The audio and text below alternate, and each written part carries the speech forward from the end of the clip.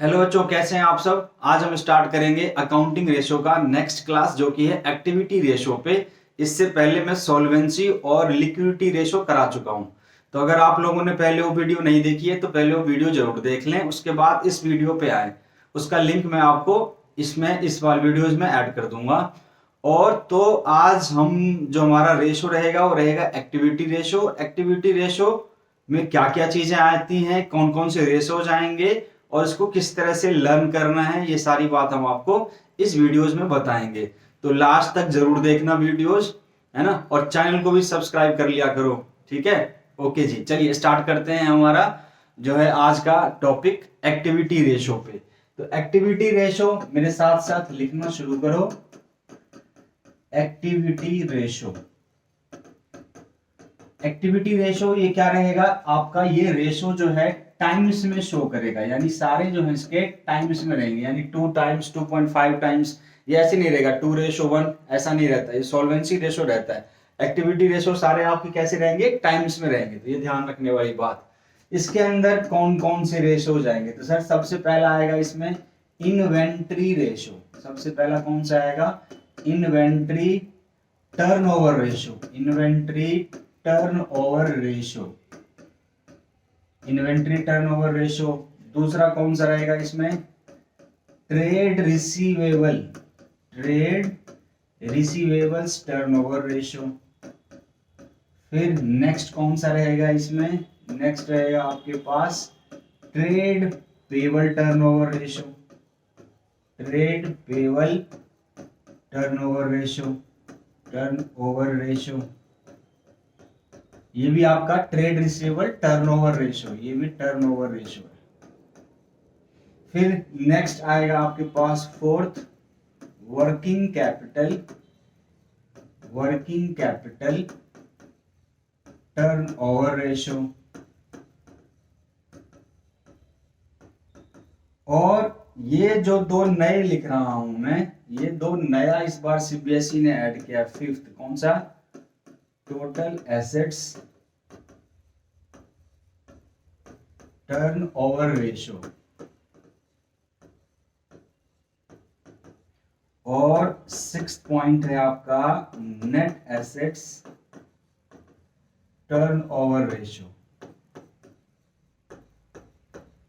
मैं इस नए रेशो पे एक सेपरेट वीडियो मैंने ऑलरेडी बना रखा है, जिसका भी लिंक मैं आपको इस वीडियोस में दे दूंगा, ठीक है। वहां से आप जाके आप ये रेशोज भी नए वाले देख सकते हैं, ठीक है। तो ये हमारा रहेगा, टोटल हमारे कितने हो गए, 6 रेशोज हैं इसके अंदर। तो हम धीरे धीरे करके सबके बारे में बात करेंगे। तो चलिए सबसे पहले स्टार्ट करते हैं हम लोग इन्वेंट्री टर्नओवर रेशो से।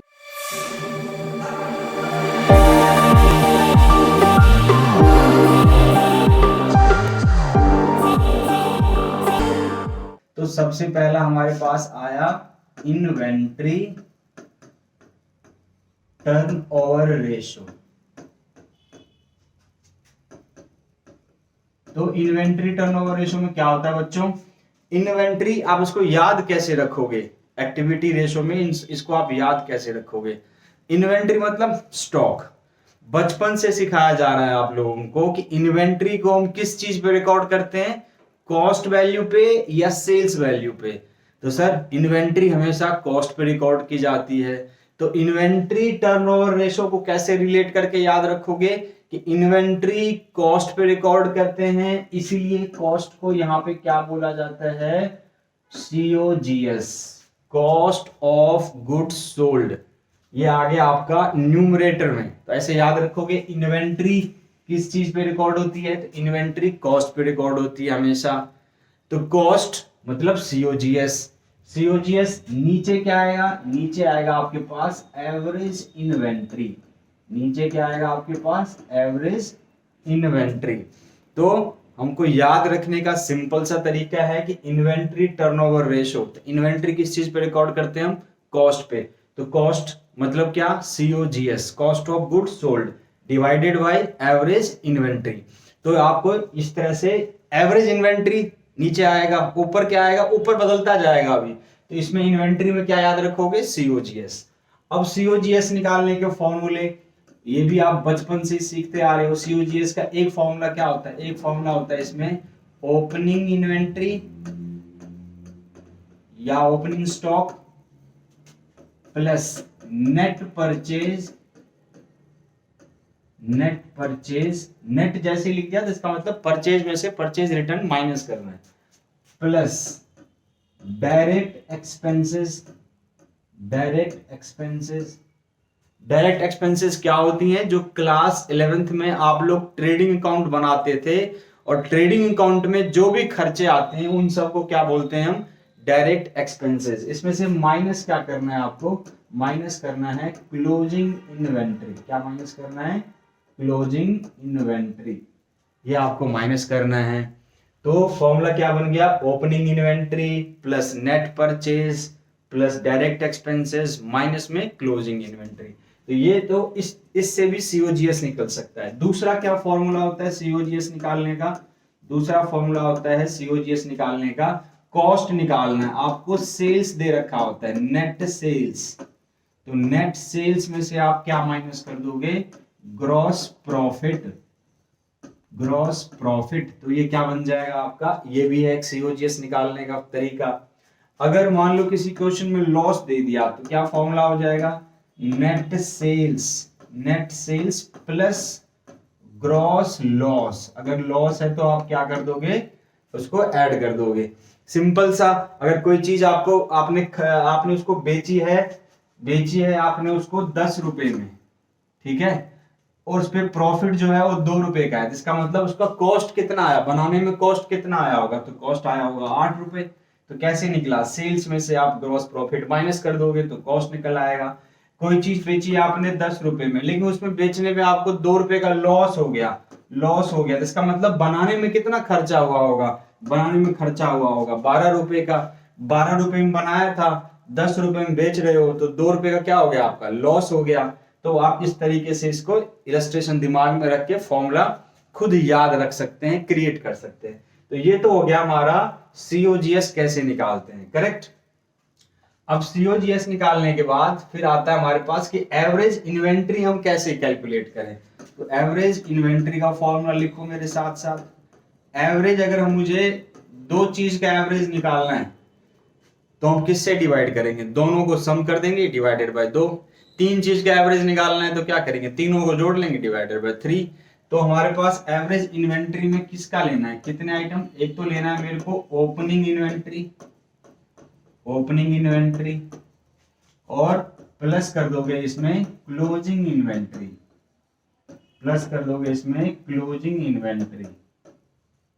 तो ये 2 आइटम हो गए। इन दोनों का एवरेज निकालना है तो किससे डिवाइड करेंगे, 2 से डिवाइड कर देंगे। तो 2 से डिवाइड कर देंगे तो क्या निकल आएगा मेरा एवरेज इन्वेंट्री। तो इस तरीके से जो फॉर्मूला है हमारा इन्वेंट्री टर्नओवर रेशियो का, तो इन्वेंट्री टर्नओवर रेशियो का फॉर्मूला क्या बना, सीओजीएस अपॉन में एवरेज इन्वेंट्री। और एवरेज इन्वेंट्री तो सीओजीएस कैसे निकालेंगे, opening inventory plus net purchase plus direct expenses minus में क्लोजिंग इन्वेंट्री। फिर सीओजीएस का अगर मान लो आपको सेल्स पता हो, ग्रॉस प्रॉफिट पता हो, तो आप सेल्स में से ग्रॉस प्रॉफिट माइनस कर दोगे तो भी निकल आएगा सीओजीएस। हाँ, कई बार नेट सेल्स के साथ साथ आपको ग्रॉस लॉस दे दे तो आपको ग्रॉस लॉस ऐड करना है तो भी निकल जाएगा सीओजीएस। फिर आया एवरेज इन्वेंट्री निकालने के लिए opening plus closing divided by 2।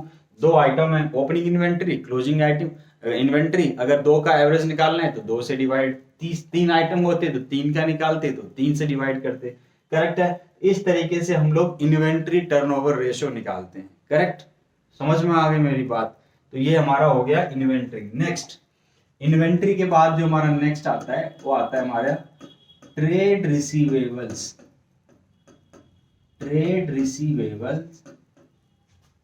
Turnover ratio.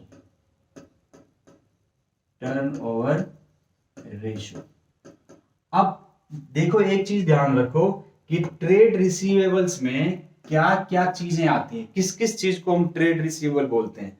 तो 2 चीजें को हम ट्रेड रिसीवेबल बोलते हैं, एक बोलते हैं डेटर्स और एक बोलते हैं बीआर। इन दोनों को इकट्ठा क्या बोलते हैं हम, ट्रेड रिसीवेबल्स, डेटर को और बीआर को। तो ट्रेड रिसीवेबल हो गया। अब उसको याद कैसे रखोगे, नीचे देखो एक्टिविटी रेशो है, न्यूमरेटर आएगा क्या, average trade receivable, average trade receivables. अब बात आई कि सर न्यूमरेटर में क्या आएगा, इसके ऊपर में क्या आएगा, तो ये ध्यान रखना है कि डेटर किस चीज से क्रिएट होता है। डेटर कौन होता है, डेटर वो होता है जिसको हम क्रेडिट में सेल करते हैं, यानी डेटर किस चीज से क्रिएट होता है, क्रेडिट सेल्स से। अब क्रेडिट सेल से डेटर क्रिएट होगा तो फॉर्मूला क्या बन गया, फॉर्मूला बन गया क्रेडिट सेल्स अपॉन में एवरेज ट्रेड रिसीवेबल। और क्रेडिट का मतलब net credit, net credit sales. Net credit sales मतलब कि क्रेडिट सेल्स में से रिटर्न अगर होगा सेल्स रिटर्न तो क्या कर दोगे आप, माइनस। हमेशा हम ये मानते हैं कि जो रिटर्न होता है वो हमेशा क्रेडिट का ही, क्रेडिट सेल्स का ही रिटर्न होगा। मान लो आपने किसी को सामान बेचा, दो तरीके से बेच सकते हो, या तो कैश में या क्रेडिट में। अगर आपने कैश में दे दिया, उसको पैसे ले लिए, सामान दे दिया, करेक्ट है, तो क्या अब वो रिटर्न करने आएगा तो तुम ले लोगे, नहीं लोगे। दुकान में हम जब जाते हैं और कोई कपड़ा खरीद के ले आते हैं कैश में, तो कैश में जब क्या लिखा होता है, बिका हुआ माल वापस नहीं होगा। इसका मतलब ये कि अगर कैश में बेच दिया तो रिटर्न आप एक्सचेंज कर सकते हो, रिटर्न नहीं लेगा, यानी पैसे रिफंड नहीं करेगा। हाँ, लेकिन अगर क्रेडिट सेल है, तुमने किसी को क्रेडिट में सेल किया है, पैसा उसने अभी नहीं दिया, बाद में देगा, तो तुमको लेना ही पड़ेगा, अदरवाइज वो पैसे काट लेगा वो। तो हमेशा जो रिटर्न मानते हैं हम, किसका मानते हैं, क्रेडिट सेल्स का, कैश सेल्स का रिटर्न नहीं होता। इसलिए जब भी रिटर्न दे रखा हो तो आप सेल्स में से, क्रेडिट सेल्स में से उसको माइनस करेंगे। समझ में आ गई बात, क्योंकि रिटर्न जो होता है सेल्स रिटर्न, वो क्रेडिट सेल्स का पार्ट होता है, उसमें से सबट्रैक्ट करना होता है, करेक्ट। तो क्रेडिट सेल्स का फॉर्मूला आपको एक रिलेशन याद रखना है कि टोटल जो सेल्स है उसमें क्या आता है, टोटल सेल्स में दो ही चीज आएंगी, या तो क्रेडिट सेल्स आएगा या क्या आएगा, कैश सेल्स। दो ही चीज आएंगी, क्रेडिट सेल्स और कैश सेल्स। अब आपको रिलेशन दे रखा होगा, कई बार कहता है कि क्रेडिट जो है वो टोटल सेल्स का 10% है, क्रेडिट सेल जो है कैश सेल्स का इतना % है। तो आपको ये एक लाइन लिख के उसके बाद जो भी दे रखा है उसको लेट करो, उसका 10%, 10%, 20% जो भी बोलता है उसको निकाल देंगे। तो ये एक रिलेशन याद रखना कि total sales is equal to credit plus cash sales. इससे आपका निकल आएगा, हमको चाहिए क्या फॉर्मूले में, ये चाहिए, क्रेडिट सेल्स चाहिए। तो क्रेडिट सेल्स या तो डायरेक्टली दे देगा क्वेश्चन, नहीं देगा तो आपको कुछ रिलेट करेगा कि क्रेडिट जो है कैश का इतना % है, तो आप उसको लेट करके करेंगे। मैं उस पर एक बार क्वेश्चंस भी करा दूंगा। नेक्स्ट, अब आती है बात हमारे पास एवरेज ट्रेड रिसीवेबल्स की। एवरेज ट्रेड रिसीवेबल्स, अगर देखो इसके बहुत सारे तरीके हो सकते हैं एवरेज ट्रेड रिसीवेबल्स के। आपको ट्रेड रिसीवेबल मैंने बताया कि इसमें क्या आता है, डेटर्स भी आएगा और बीआर भी आएगा। अगर इन दोनों का आपको ओपनिंग क्लोजिंग दे रखा है, यानी डेटर्स का भी ओपनिंग, डेटर्स का भी क्लोजिंग, बीआर का भी ओपनिंग, बीआर का भी क्लोजिंग, तो दोनों ओपनिंग को, यानी डेटर प्लस बीआर, दोनों ओपनिंग को जोड़ोगे प्लस दोनों का क्लोजिंग बैलेंस को जोड़ के और उन दोनों का एवरेज निकाल दोगे, तो क्या आएगा, आएगा आपके पास ओपनिंग ट्रेड रिसीवेबल। अब जैसे मैंने लिखा है ओपनिंग ट्रेड रिसीवेबल मतलब ओपनिंग बीआर भी हो गया और ओपनिंग डेटर भी हो गया, प्लस क्लोजिंग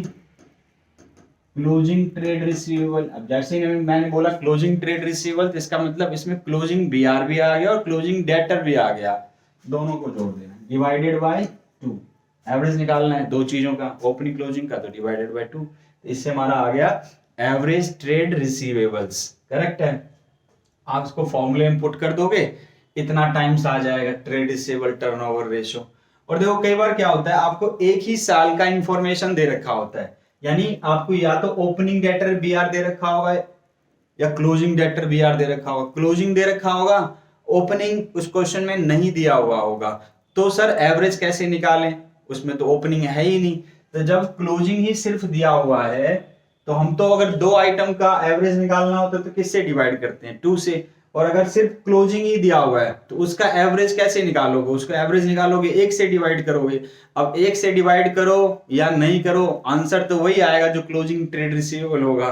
तो कई बार क्वेश्चन ऐसे भी आ जाता है कि आपको सिर्फ ओपनिंग इंफॉर्मेशन नहीं देगा, सिर्फ क्लोजिंग ट्रेड रिसीवेबल की इंफॉर्मेशन दे देगा और बोलेगा बताओ inventory trade receivable turnover ratio calculate करो, तो उसमें आप ओपनिंग में ढूंढने लग जाना कहीं से, अगर नहीं मिल रहा है तो सीधा क्लोजिंग से ही हम क्लोजिंग ट्रेड रिसीवेबल को ही क्या मान लेंगे, एवरेज ट्रेड रिसीवेबल मान लेंगे। करेक्ट है, क्योंकि उसका एवरेज, एक ही आइटम का एवरेज कैसे निकालोगे, डिवाइडेड बाय 1, तो डिवाइडेड बाय 1 मतलब क्या हो गया, वही सेम अमाउंट निकल के आएगा, तो क्लोजिंग ट्रेड रिसीवेबल को ही हम एवरेज ट्रेड रिसीवेबल डील करेंगे। करेक्ट है, तो ये हो गया आपका second, trade receivable turnover ratio. Correct, बात समझ में आ गई। इसी में एक और फॉर्मूला आपको याद रखना है, कई बार पूछते हैं average collection period, average collection period. अब एवरेज कलेक्शन पीरियड का क्या मतलब हुआ, इसका मतलब ये कि जो भी कंपनी क्रेडिट में सेल्स कर रही है, तो ऑन एवरेज कितने महीने में वो पैसा रियलाइज्ड होता है। जैसे कि आप अगर किसी को सेल कर रहे हो आज क्रेडिट पे, तो कितने महीने बाद आपको कैश में देता है, या कितने दिन के बाद आपको कैश देता है, that is called average collection period. इसका फॉर्मूला क्या होगा, अगर आपको डेज में कैलकुलेट करना है, अगर आपको डेज में कैलकुलेट करना है, तो फॉर्मूला क्या हो जाएगा, 365, टोटल ईयर, साल में कितने डेज होते हैं, 365, divided by trade receivable turnover ratio, divided by trade receivables turnover ratio, turnover ratio, ये हो गया फॉर्मूला, अगर आपको डेज में कैलकुलेट करना है। और अगर मान लो कि आपको कैलकुलेट करना है मंथ्स में, मंथ्स में कि भाई कितने महीने बाद कैश देता है वो, तो मंथ्स कितने होते हैं पूरे साल में, 12, divided by trade receivables turnover ratio, trade receivables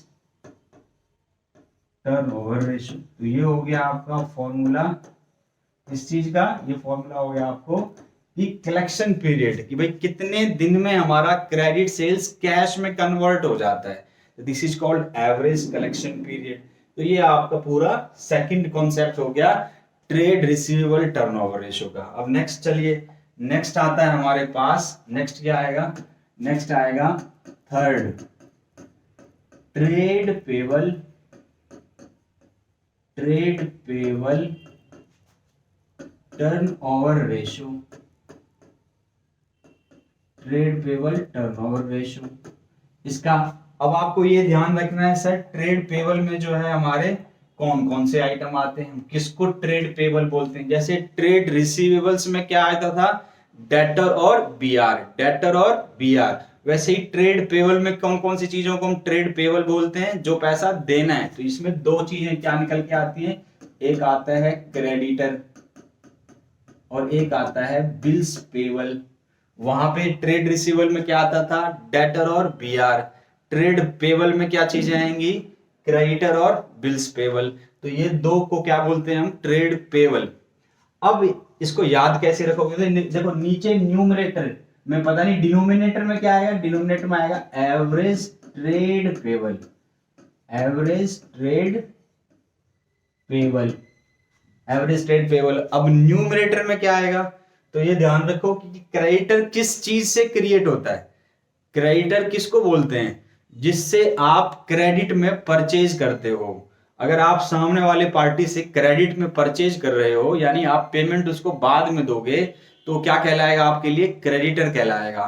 और क्रेडिटर इसका मतलब किस चीज से क्रिएट हुआ, क्रेडिट परचेज से। इसलिए फॉर्मूला क्या बन गया मेरे पास, फॉर्मूला बन गया क्रेडिट परचेज अपॉन में एवरेज ट्रेड पेबल। अब फिर से जैसे मैंने लिखा क्रेडिट परचेज, तो आगे क्या लगा दोगे आप, नेट क्रेडिट परचेज, क्योंकि फिर से अगर रिटर्न होगा परचेज रिटर्न, तो क्रेडिट परचेज में से ही माइनस होगा। ठीक है, क्योंकि रिटर्न हमेशा क्रेडिट का पार्ट होता है, कैश का पार्ट नहीं। करेक्ट, तो ये फॉर्मूला बन गया नेट क्रेडिट परचेज अपॉन में एवरेज ट्रेड पेबल। अब आपको ध्यान रखना है, फिर से रिलेशन याद रखने के लिए, तो टोटल परचेज, टोटल जो परचेज है वो किसके इक्वल होगा, वो होगा क्रेडिट परचेज के, credit purchase plus cash purchase. तो ये जो दो हैं, क्रेडिट प्लस कैश, तो ये दोनों मिला के क्या निकल के आता है, टोटल परचेज। तो आपको फॉर्मूले में चाहिए क्या, फॉर्मूले में चाहिए क्रेडिट परचेज। तो क्रेडिट परचेज इक्वल टू क्या हो जाएगा, या कैश परचेज उधर जाके क्या हो जाएगा, माइनस हो जाएगा। तो टोटल परचेज माइनस में cash purchase is called credit purchase. तो ये रिलेशन आपको याद रखना है। फिर आगे बात एवरेज ट्रेड पेबल की। तो जैसे ही आप कैलकुलेट करेंगे एवरेज ट्रेड पेबल कैलकुलेट करोगे, फिर से जैसे एवरेज ट्रेड रिसीवेबल कैलकुलेट करते थे, जैसे एवरेज इन्वेंट्री कैलकुलेट करते थे, वैसे एवरेज ट्रेड क्या क्या आएगा, opening trade payable plus closing trade payable divided by 2। तो opening plus closing divided by 2, simple है। ट्रेड पेबल चाहे वो क्रेडिटर का हो, बिल्स पेबल का हो। अब जैसे मैंने ट्रेड रिसीवेबल में बताया था, वैसे ट्रेड पेबल में भी क्या याद रखना आपको, कि अगर मान लो ओपनिंग इंफॉर्मेशन नहीं दे रखा है क्वेश्चन में, तो आप जो क्लोजिंग ट्रेड पेबल होगा वही हमारा एवरेज ट्रेड पेबल हो जाएगा। तो आप अगर किसी क्वेश्चन में ओपनिंग ट्रेड पेबल नहीं दे रखा है, तो क्लोजिंग ट्रेड पेबल को ही हम लिख देंगे एवरेज ट्रेड पेबल की जगह, और उसको डिवाइड करके टाइम्स में आंसर निकाल दोगे, खत्म हो गया। ये हो गया आपका average trade payable turnover ratio. अब इसी के अंदर एक आपको क्या याद रखना है, एवरेज पेमेंट पीरियड। ये एक नया फॉर्मूला है, नया तो नहीं है, एवरेज पेमेंट पीरियड। जैसे ट्रेड रिसीवेबल में क्या होता है, अगर आप किसी को क्रेडिट में सेल करो तो पैसा मिलेगा, कलेक्शन हो गया। अब पेमेंट पीरियड का मतलब क्या होगा, कि अगर आपने कहीं से क्रेडिट परचेज किया था, आप उसको दोगे। इसका मतलब ये कि जो भी आप गुड्स खरीदते हैं ऑन क्रेडिट, उसको आप कितने दिन में या कितने मंथ के बाद उसको आप पेमेंट करते हैं, that is called average payment period. Average payment period का फॉर्मूला अगर आपको डेज में कैलकुलेट करना है, डेज में, तो क्या आ जाएगा, 365 divided by trade payable turnover ratio. Trade payable turnover ratio. और अगर आपको मंथ्स में कैलकुलेट करना है, तो मंथ्स में कैलकुलेट करोगे तो 12, कितने साल में, एक साल में कितने मंथ होते हैं, 12 होते हैं। तो 12 divided by trade payable turnover ratio. ये आपका निकल गया। इससे क्या निकल जाएगा, इससे निकल जाएगा कि ऑन एवरेज हम जो सामान गुड्स खरीदते हैं क्रेडिट में, उसको हम कितने दिन में या कितने मंथ में पेमेंट करते हैं, that is called average payment period. ठीक है, तो ये आपका हो गया थर्ड फॉर्मूला। अब आते हैं हम नेक्स्ट पे। नेक्स्ट क्या था हमारा, फोर्थ। नेक्स्ट था हमारा working capital turnover ratio. Working capital turnover ratio. Working capital turnover ratio. Working capital turnover ratio का फॉर्मूला क्या होगा, ये थोड़ा अलग है, ये आपको याद रखना पड़ेगा। ये वर्किंग कैपिटल थोड़ा सा अलग है, इसमें एवरेज का कोई रोल नहीं है। वर्किंग कैपिटल नीचे न्यूमरेटर में क्या आएगा, नीचे में आएगा आपका वर्किंग कैपिटल, एवरेज नहीं, ओनली वर्किंग कैपिटल। ठीक है, और वर्किंग कैपिटल कैसे कैलकुलेट करेंगे, ये हमने लिक्विडिटी रेशियो में पढ़ा था कि वर्किंग कैपिटल का जो फॉर्मूला होता है करंट एसेट्स माइनस में current liability. Current assets minus में करंट लायबिलिटी, ये हमारा वर्किंग कैपिटल का फॉर्मूला होता है। न्यूमरेटर में क्या आता है, तो न्यूमरेटर में आएगा यहाँ पे आपका नेट सेल्स अपॉन में वर्किंग कैपिटल। लेकिन कभी कभार आपको उस क्वेश्चंस में सेल की इंफॉर्मेशन देगा ही नहीं, मतलब किसी भी तरीके से आप सेल्स निकाल ही नहीं पाओगे, तो वहां पे हम इसकी जगह, सेल्स की जगह जो है COGS भी कैलकुलेट कर सकते हैं, उसको भी यूज कर सकते हैं, cost of goods sold upon में वर्किंग कैपिटल। लेकिन ये सेकंड प्रेफरेंस है, फर्स्ट प्रेफरेंस हमेशा हम किसको देंगे, सेल्स को। अगर सेल्स किसी भी तरीके से निकल सकता हो उस क्वेश्चन के अंदर, तो हम क्या यूज करेंगे न्यूमरेटर में, नेट सेल्स अपॉन में वर्किंग कैपिटल। अगर सेल्स नहीं निकल रहा हो तो हम उसकी जगह पे क्या वर्ड यूज कर सकते हैं, cost of goods sold upon में वर्किंग कैपिटल, ये भी हम वर्ड यूज कर सकते हैं। सेल्स कैसे कैलकुलेट होता है, यहाँ पे सेल्स क्रेडिट नहीं है, कैश नहीं है, टोटल सेल्स की बात हो रही है। और सीओजीएस मैंने आपको पहले ही दिखाया था कि सीओजीएस निकालने का फॉर्मूला क्या होता है। तो इस तरीके से आप working capital turnover ratio calculate कर सकते हैं।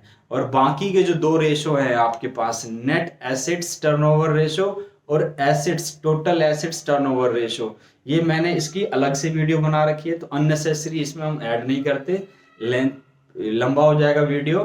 तो आप लोग इसको भी देख लो, के 3-4 टॉपिक मैंने बना रखे हैं रेशोज पे, वो भी देख लें, तो आपका ये चैप्टर जो है बिल्कुल एंड की तरफ बढ़ेगा। अब एक ही रह जाता है हमारा प्रॉफिटेबिलिटी रेशो, तो मैं नेक्स्ट वीडियो में प्रॉफिटेबिलिटी रेशो को भी करा दूंगा, याद करने का तरीका, याद कैसे करेंगे, तो आप इस तरीके से पूरा ये रेशो जो है आपका कंप्लीट हो जाएगा।